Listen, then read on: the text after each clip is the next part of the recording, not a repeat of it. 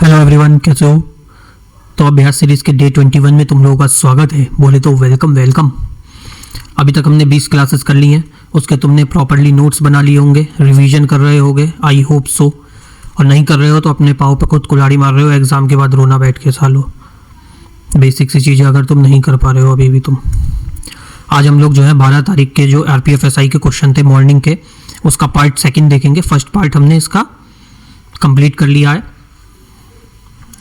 आज हमारा जो है उसका बचे हुए जो क्वेश्चन है 17-18 क्वेश्चन रह गए हैं, वो हम लोग करेंगे। इसमें मैंने करंट अफेयर के जो क्वेश्चन हैं वो हटा दिए हैं क्योंकि वो काम के नहीं है तुम्हारे। दोबारा वो जो अब तुम्हारा NTPC का जो भी पेपर है उसके जो करंट पूछेगा वो उस एग्जाम के 1 महीने पहले से पिछले 1 साल तक के पूछेगा, और ये दिसंबर तक के ही थे। तो तुम्हें करंट अफेयर तो और नए करने ही पड़ेंगे, तो उसके क्वेश्चन इसमें जो है डालने का कोई बेनिफिट नहीं होगा। फर्स्ट क्वेश्चन आ जाता है हमारा, विच of the following state has the highest sex ratio पर फीमेल 1000 मेल के ऊपर? किसका जो है सबसे ज़्यादा सेक्स रेशियो है सेंसस 2011 के अकॉर्डिंग? ये अभी मैंने रिकॉर्ड करी थी इसलिए मार्क लगे पड़े हैं दो इन क्वेश्चनों पे। फिर गेट पर किसी की दस्तक हो गई तो दोबारा रिकॉर्ड करना पड़ रहा है। हाईएस्ट सेक्स रेशियो देखो सेंसस 2011, ये हमने पिछली 20 क्लासों में बार बार इसका रिपीटेशन पे क्वेश्चन आया है, ये क्वेश्चन रिपीट हुए हैं। तो ये क्वेश्चन की डिटेल एनालिसिस तो मैं दोबारा से इसका पूरा डिटेल में नहीं जाऊँगा, तुम्हें पिछली क्लासेस देखनी होंगी और तुमने नोट्स बना रखे हैं तो उससे तुम नोट्स से अपना कर सकते हो। ठीक है, तो इसका सीधे मैं आंसर मार्क करूंगा। जो क्वेश्चन हम लोग पहले 20 क्लासेस में लगातार 20 दिन से कर रहे हैं उसको मैं दोबारा डिटेल में लिखने की बेवकूफ़ी नहीं करूंगा। तुम्हें वापस से नोट्स बना के उसमें से तुम्हें अपना पूरा खुद करना पड़ेगा। तो इसका सही आंसर क्या हो जाएगा? केरल। केरल में बस ये लिख दूंगा परसेंटेज कितना, 94% है जो कि लिटरेट है वहाँ पर लोग। तो जहाँ पे लोग लिटरेट हैं वहाँ के सेक्स रेशियो भी बराबर ही होगा, फीमेल की उतनी ही इज्जत होगी, बोझ नहीं होंगी वहाँ बेटियाँ। Which of the following state substances produce hydronized ion when dissolved in water? कौन सा सब्सटेंस जो है वो प्रोड्यूस होता है जब हाइड्रो ऑक्साइड आयन्स जो है वो डिसॉल्व हो जाते हैं वाटर? तो वो कौन सा हो जाते हैं? पहले तो ये देख लो होता क्या है। जो सब्सटेंसेस जो भी प्रोड्यूस करते हैं हाइड्रो ऑक्साइड आयन जब वाटर में डिसॉल्व होते हैं तो उन्हें हम क्या कहते हैं? उन्हें हम कहते हैं बेस। वो क्या होते हैं? बेस होते हैं। और इसमें से बेस कौन सा होगा? वो कौन है? वो है अमोनिया। अब एक स्लाइड लेंगे और इस पे देखेंगे जो बेस होता है। इस पे हमने एक क्लास और करी थी जिसमें हमने pH वैल्यूज वगैरह सब लिखी थी, वो तुमने हो, आई होप तुमने लिख रखी हो। तो जो बेस की pH वैल्यू होती है वो ग्रेटर देन जो है 7 होती है। किससे बड़ी होती है? 7 से बड़ी होती है, क्योंकि 7 जो होती है ये न्यूट्रल रहता है। 7 से पहले वाले जो होते हैं वो एसिडिक होते हैं। ये सब मैंने करा है, उसके एग्जाम्पल भी जो भी इंपॉर्टेंट क्वेश्चंस बन सकते हैं उस पर, या जो भी प्रीवियस ईयर में बने हुए क्वेश्चन है वो सब मैंने pH वैल्यू वाले कर रखे हैं, करा दिए उसमें। जैसे सिट्रिक एसिड का कितना होता है, हमारे ब्लड का pH कितना होता है, हमारे जो थूक सलाइवा है उसका pH कितना होता है, ये सब मैंने पिछली क्लासों में करा दिया है।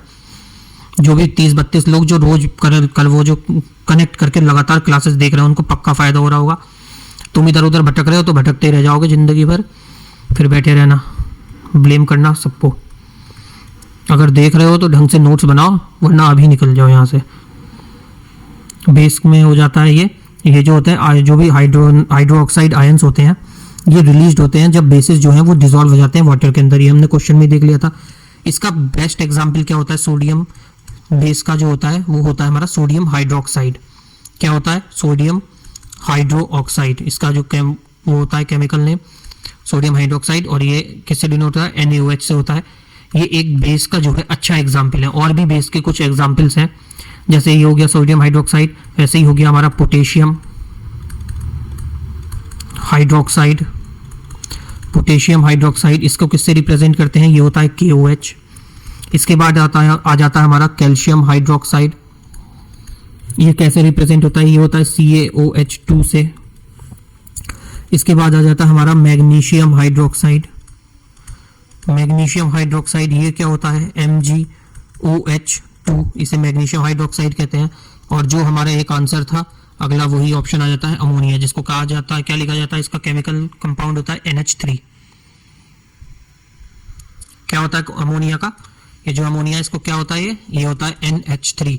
हर बार तुम्हें नेम नहीं देगा, कभी कभी ये ऐसे लिख के भी दे देगा, तो तुम्हें पता होना चाहिए। और बेस का कहाँ कहाँ जो है इसका इस्तेमाल होता है, कहाँ कहाँ होता है? कॉस्मेटिक्स में होता है, डिटर्जेंट्स में होता है, फूड इंडस्ट्रीज में होता है, अगला क्वेश्चन आ जाता है हमारा fourth state of matter plasma is an, जो फोर्थ स्टेट होती है हमारे मैटर की, 13 होती है ना, जैसे सॉलिड लिक्विड गैस होती है वैसे फोर्थ होती है प्लाज्मा।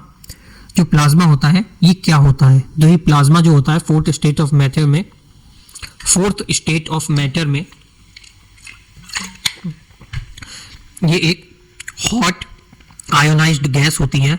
ये क्या होती है, एक हॉट आयोनाइज्ड गैस होती है with ions and electrons in equal amount of numbers.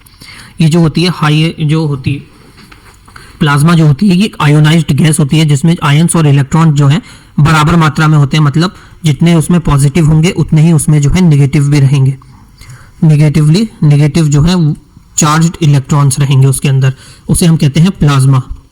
अगला क्वेश्चन आ जाता है हमारा who among the following is the author of आदि पुराण। आदि पुराण का ऑथर कौन है, कृष्णा, ऋषभदेव, जिन्नसेन या अमोघ वर्षा। तो इसका सही आंसर हो जाएगा, वो होंगे जिनासेन। ये कब थे, ये 9th सेंचुरी के दिगंबर थे, 9th सेंचुरी के दिगंबर मॉन्क थे।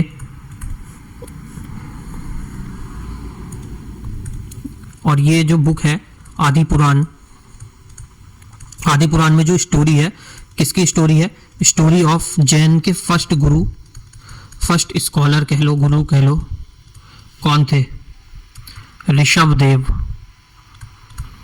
अगर तुमने क्लास नहीं देखी है जैन बुद्धिज्म वाली तो सर्च कर लेना प्लेलिस्ट चैनल पे जाके, तुम्हें जो है इसकी क्लास मिल जाएगी। ये जो स्टोरी है किसकी है, ऋषभदेव की स्टोरी है, और उनके ऋषभदेव और उनके 2 बेटों की। कौन कौन से, एक का नाम क्या था उनके बेटे का, भरता, और दूसरे का नाम था बाहुबली।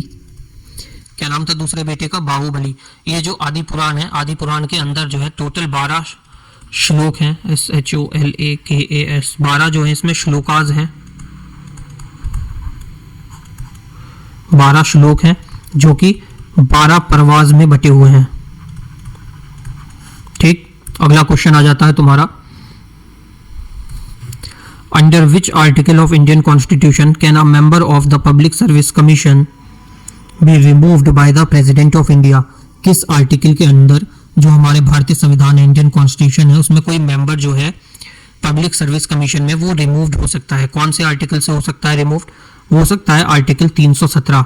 आर्टिकल 317 से जो है कोई भी मेंबर जो होगा पब्लिक सर्विस कमीशन का उसको रिमूव कर दिया जाता है, और इसे रिमूव कौन करते हैं, वो करते हैं हमारे प्रेसिडेंट ऑफ इंडिया। कौन रिमूव करते हैं, प्रेसिडेंट ऑफ इंडिया।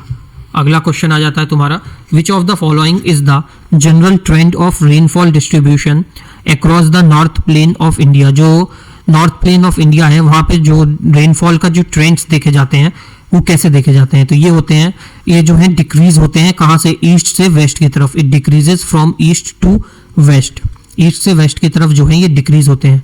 और जो हमारा इंडिया है, इंडिया में जो एवरेज रेनफॉल होती है, इंडिया में जो एवरेज रेनफॉल होती है वो कितनी होती है, 115 इंच, 115 इंचेस, जिसको कहते हैं हम 2900 मिलीमीटर तक बारिश होती है भारत में। और जो वेस्टर्न हिमालयाज वाली साइड है, वेस्टर्न हिमालयाज की जो साइड है, पेन कोई थोड़ा पतला करना पड़ेगा, जो वेस्टर्न हिमालयाज वाली साइड है वहां पे कितने होते हैं, वहां पे होती है 50 इंचेस तक, जिसे हम लिख सकते हैं कितना, 1270 मिलीमीटर। कितना हो जाता है, 1270 मिलीमीटर हो जाता है। और ये हिमालयाज हो गए, वेस्टर्न हिमालयाज हो गए। और जो नॉर्थ है, नॉर्थ में कितनी होती है, नॉर्थ में 160 इंचेस तक बारिश होती है। और ये कितना हो जाता है, ये हो जाता है हमारा 4000 मिलीमीटर तक। ये देखो अलग अलग वो है, ये जो कैटेगरी है और कहाँ कहाँ होती है। रेन, हैवी रेन कहाँ होती है, अंडमान एंड निकोबार आइलैंड्स में, मेघालय, अरुणाचल, मिजोरम, नागालैंड, मणिपुर, त्रिपुरा, सिक्किम और असम। यहाँ 200 सेंटीमीटर से ज़्यादा जो है बारिश होती है।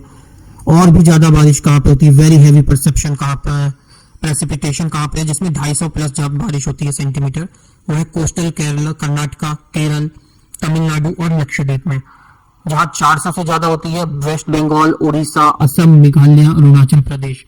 क्या 50 सेंटीमीटर से कम रेनफॉल होती है? राजस्थान हो गया, गुजरात हो गया, कुछ पार्ट हरियाणा के हो गए, पंजाब हो गए, जम्मू एंड कश्मीर हो गया। जहाँ 100 से ज्यादा होती है आंध्रा हो गया, कर्नाटक हो गया, केरल हो गया और तमिलनाडु। इनलैंड वाले के रीजन में, जहाँ पे ये कोस्टल रीजन है मतलब समुद्र के किनारे का रीजन, इनलैंड वाला जहाँ 150 सेंटीमीटर से ज्यादा रेनफॉल होती है, महाराष्ट्र हो गया, मध्य प्रदेश हो गया, छत्तीसगढ़ हो गया और झारखंड हो गया हमारा। ऐसे ही हिमालय रीजन में जब रेनफॉल होती है कहाँ पर कितना 200 सेंटीमीटर से ज्यादा, वो होती है हिमाचल के पार्ट में, उत्तराखंड में, सिक्किम और अरुणाचल प्रदेश के पार्ट्स में होती है। अगला क्वेश्चन आ जाता है, which of the following is the Keynesian approach to the degree of wage and price flexibility in the labour market. तो कौन सी है ये होती है हमारी wages and prices are sticky. क्या होती है? Wages and prices are sticky. ये जो केनेशियन अप्रोच है, क्या होती है ये केनेशियन अप्रोच? यहाँ पे वेजेस और प्राइजेस जो है वो बहुत ही स्टिकी से होते हैं, मतलब कि लचीले। India's first laser interferometer gravitational wave observatory project was approved to be established in which of the following state. जो इंडिया की पहली लेजर इंफेरोमीटर ग्रेविटेशनल वेव है, इसकी जो शॉर्ट फॉर्म में से हम लिखते हैं लीगो लिखा जाता है, इसे बेसिकली लीगो होता है। क्या होता है LIGO? Laser interferometer gravitational wave observatory project जो लीगो है, ये कहाँ पे है? ये महाराष्ट्र में। महाराष्ट्र में भी कहाँ पे? हिंगोली। महाराष्ट्र में एक जगह है हिंगोली, हिंगोली में जो है ये प्रोजेक्ट जो है स्टार्ट है। इसका काम क्या होता है लीगो का? लीगो का काम है हमारा डिटेक्ट करना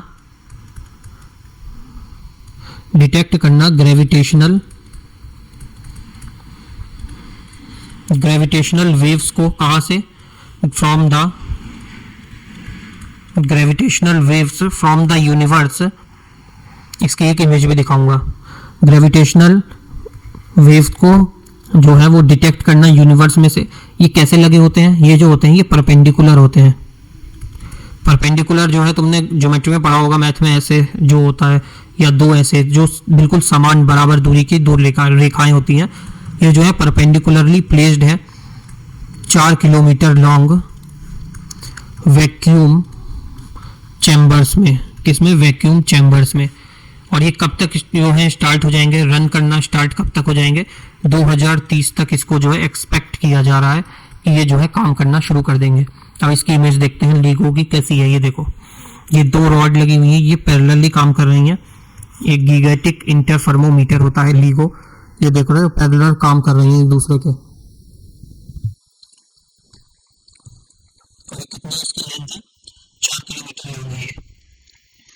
अगर नहीं दिख रहा होगा तो मैं तो जूम नहीं करूंगा मैं, क्योंकि मेरी सेटिंग बिगड़ जाएगी इधर फंक्शन रिकॉर्डिंग की। With reference to agriculture in India, what is barani? बरानी क्या होता है एग्रीकल्चर के रेफरेंस में?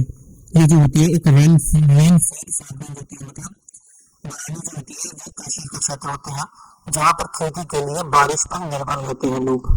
वो कृषि के क्षेत्र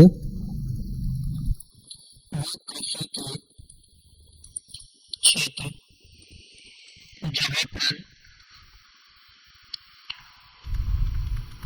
वर्षा के लिए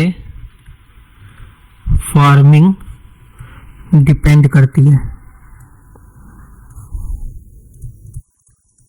जैसे कौन सा रीजन होगा? सबसे बड़ा एग्जांपल इसका हो जाता है पंजाब रीजन। यहाँ पे जो टोटल फसल है उसका 1/4 पार्ट जो है वो बारिश पर ही डिपेंडेंट है। अगला क्वेश्चन आ जाता है हमारा, Which Indian government scheme is especially aimed at providing at least 100 days जो गारंटी रोजगार? भाई साहब, पति मनरेगा स्कीम को तो इन्होंने ऐसी की तैसी मार के रख दी है। लगातार क्वेश्चन इससे पूछ रहा है। ये 100 डेज की स्कीम होती है, ये हमने बहुत बार कराया। कब इसको जो है ये एक्ट आया था, कब आया था, इसको कैसे लॉन्च किया गया था, पिछली क्लासेस में तुमने सब नोट्स में बना रखा होगा और तुम लोग उसका रिवीजन करते चल रहे होगे, तो तुम्हें इसमें डिटेल में बताने की जरूरत नहीं है। और जो पहली बार देख रहा है वो पिछली क्लासेस देख लेगा, तो उसके रिवीजन भी हो जाएगा, नोट्स भी बन जाएंगे और मेरा भी फायदा हो जाएगा। एक आधा सब्सक्राइबर बढ़ जाएगा और एक आधा व्यूज बढ़ जाएंगे। तो सबका सब्सक्राइबरों का भी और मेरा भी और सबका फायदा होगा। तो इसके डिटेल में क्या जाना, सीधा देखो 100 डे गारंटी प्रोग्राम जो रूरल गाँव के एरिया में चलाया जाता है वो कौन सा है? मनरेगा है। term pallavi related to the first or the second thematic line of the composition in which of the following music? कौन से म्यूजिक में है? ये जो है कार्नेटिक म्यूजिक में जो है ये पल्लवी जो है ये दो लाइन के शुरू की दो पंक्तियों को जो है वो पल्लवी कहा जाता है। एक स्लाइड लेंगे इसमें। जो कार्नेटिक म्यूजिक होता है, कार्नेटिक म्यूजिक ये कहाँ होता है? पहले ये देखो, कर्नाटक में, साउथ की साइड में रहता है। कर्नाटक हो गया, आंध्रा हो गया, हमारा कर्नाटक हो गया, आंध्रा हो गया, तमिलनाडु हो गया और केरल हो गया। क्या है? कर्नाटका, आंध्रा, तमिलनाडु और केरल में होता है। और कार्नेटिक म्यूजिक के फादर कौन थे? ये कहा जाता है पुरंदरदास को। किसे कहा जाता है father of Carnatic music? Purandara Dasa को कहा जाता है। ये कब से कब तक थे? 1480 से लेके 1564 तक थे। अब देखते हैं कार्नेटिक म्यूजिक जो हमारा 3 पार्ट्स में डिवाइडेड है और अभी हमारा आंसर भी आएगा इसी में। पहला पार्ट क्या होता है हमारा? पहले पार्ट को यही कहा जाता है पल्लवी। सेकंड पार्ट को क्या कहा जाता है? अन्नु पल्लवी। और जो थर्ड पार्ट है उसको क्या कहा जाता है? चरणम। क्या कहा जाता है? चरणम।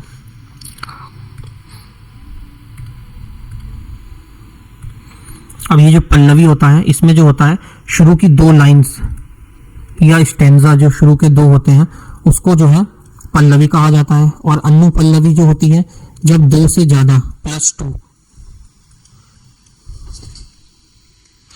2 से ज्यादा लाइंस बोल दी जाती हैं तो अन्नु पल्लवी हो जाती है। और जब एक पूरा स्टेंजा बोला जाता है, पूरा एक स्टेंजा बोला जाता है तो उसको क्या कहा जाता है? उसको कहा जाता है चरणम। अगला क्वेश्चन आ जाता है हमारा, in the context of genetic what is the primary purpose of pedigree analysis? जो पेडिग्री एनालिसिस होता है जेनेटिक कॉन्टेक्स्ट में इसका क्या मतलब होता है? तो ये जो होता है, ये पेन आ जाए इधर, ये जो होता है ये ट्रैक करता है inheritance of specific trait across the generation with in the family. ये ट्रैक करता है क्या इनहेरिटेंस जो भी हमें हमारे पेरेंट्स से मिले हैं डीएनए में इनहेरिटेंस, उसको जो है वो चेक करने का काम करता है पेडिग्री। ये इंडिकेट क्या करता है? जो मेंडलीव की प्रिंसिपल थ्योरी थी जो मटेरपुस ने करी थी XXXY वाली, वो जो है ह्यूमन के ऊपर भी एप्लीकेबल होती है। ये इसका जो है मेन इंडिकेशन का काम है पेडिग्री एनालिसिस का। ये जो पेडिग्री एनालिसिस है इसका। अगला क्वेश्चन आ जाता है हमारा, विच of the following river system in Rajasthan is the most extensive and transient with its source near Pushkar splitting into 2 streams known as Saraswati and Sabarmati. जो राजस्थान के रीजन की रिवर सिस्टम है वहां की सबसे एक्सटेंसिव और ट्रांजिएंट जो सोर्स है पुष्कर, जहां पे पुष्कर मेला भी रखता है ये, और पुष्कर में जो है भगवान ब्रह्मा का इकलौता मंदिर है पुष्कर में ही। वहां पे कौन सी नदी है? 2 स्ट्रीम्स हैं जिन्हें सरस्वती और साबरमती कहा जाता है। कौन सी है? वो है Luni. Who among the following is the Carnatic music composer known for his composition in Telugu, Sanskrit languages in praise of Lord Ram? भगवान राम के जो है तारीफ में उन्होंने तेलुगु और संस्कृत में जो है कंपोजिशंस करी हैं। कौन है वो? वो है त्यागराजा। कौन है? त्यागराजा। त्यागराजा जो थे इन्होंने 4 मराठा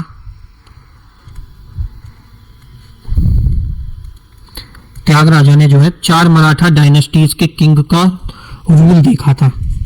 कौन कौन से वो किंग थे इतना डिटेल में जाने की जरूरत नहीं है, ऐसे ही बस जान लो। एक थे तुलाजा, एक थे अमर सिम्हा, तीसरे थे सिरफौजी और चौथे थे शिवाजी। लिख ही लेते हैं क्या जा रहा है, याद करने की जरूरत नहीं है इसका। तुलाजा सेकंड, फर्स्ट, उसके बाद मतलब तुलाजा सेकंड जो कि रैंक में फर्स्ट पे आते हैं। अगले हो जाते हैं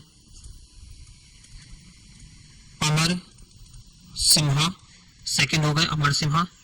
थर्ड पे आ जाते हैं सरफौजी और जो फोर्थ पे आते हैं, फोर्थ पे क्या आ जाते हैं? शिवाजी। छत्रपति महाराज नहीं, शिवाजी सेकंड।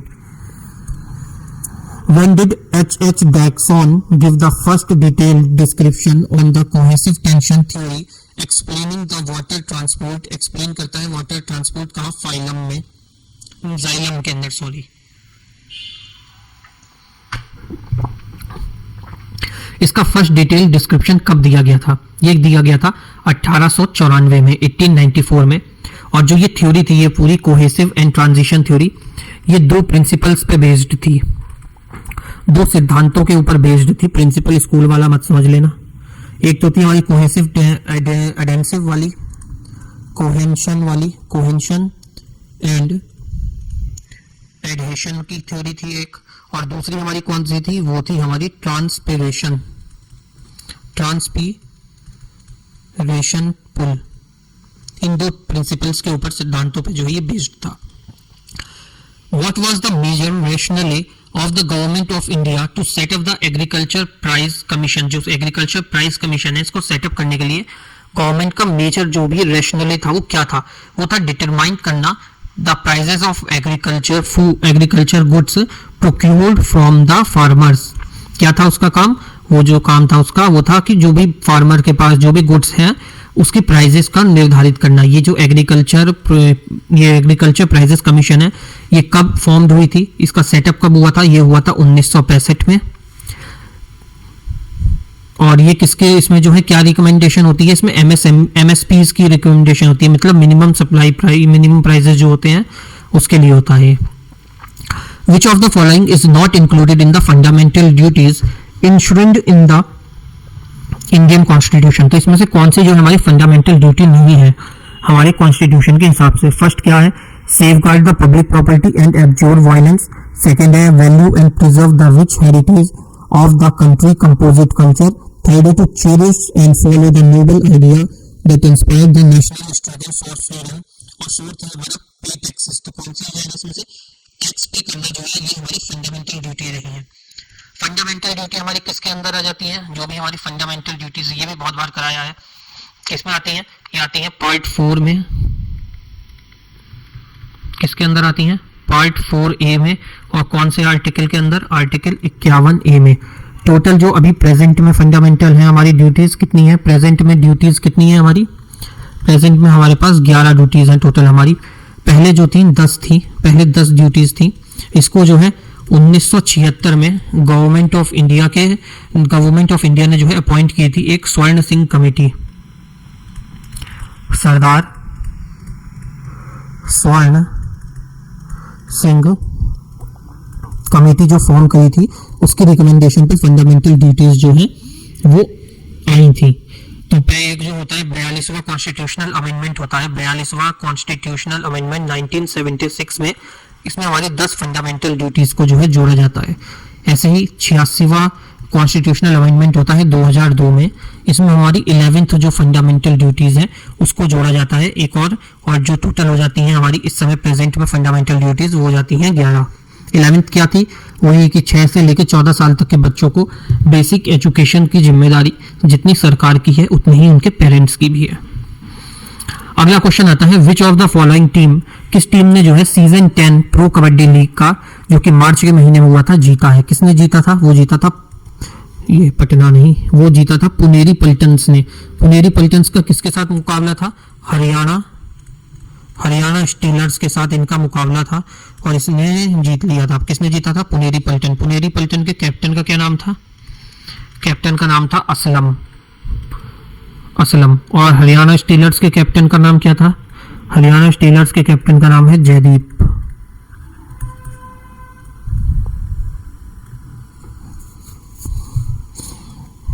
जे सही से बनाते हैं, क्या नाम है उनका, जयदीप। अगला क्वेश्चन आ जाता है हमारा, how many stanzas are there in the poem. कितने स्टैंजाज हैं हमारी पोएम में, कौन सी पोएम, नंदिक कलम बालम में टोटल स्टैंजाज कितने हैं। तो इसके अंदर कितने स्टैंजाज हैं टोटल, 60, 50, 70 या 80। तो इसमें जो टोटल स्टैंजाज हैं वो टोटल 80 स्टैंजाज हैं। एक और चीज देख लो कि ये जो प्रो कबड्डी लीग हुई थी इसका फाइनल कहां पे हुआ था। ये जो हुआ था ये हुआ था हैदराबाद के अंदर। इसका फाइनल हुआ था, फाइनल कहां हुआ था, हैदराबाद के इंडोर स्टेडियम गाचीबाउली में। ठीक है, ये हमारा लास्ट क्वेश्चन था। 80 स्टैंजा होते हैं। ठीक, चलो थैंक यू सो मच। अगर तुमने यहाँ तक देखा है क्लास को तो देखो ये दीदी क्या कह रही हैं, सब्सक्राइब कर लेना चैनल को, वीडियो को लाइक कर देना, फॉलो कर लेना और टेलीग्राम चैनल पे ज्वाइन हो जाना। टेलीग्राम चैनल पर तुम्हें इसकी पीडीएफ वगैरह मिल जाएगी। टेलीग्राम चैनल ज्वाइन कर लोगे तो पीडीएफ चाहिए, तो इसकी पीडीएफ के लिए टेलीग्राम चैनल ज्वाइन करना पड़ेगा। वीडियो का लिंक भी उसी पे जाता है। ठीक है, मिलते हैं तब तक नेक्स्ट क्लास में अपनी। चलो, तब तक के लिए सभी को जय श्री राम।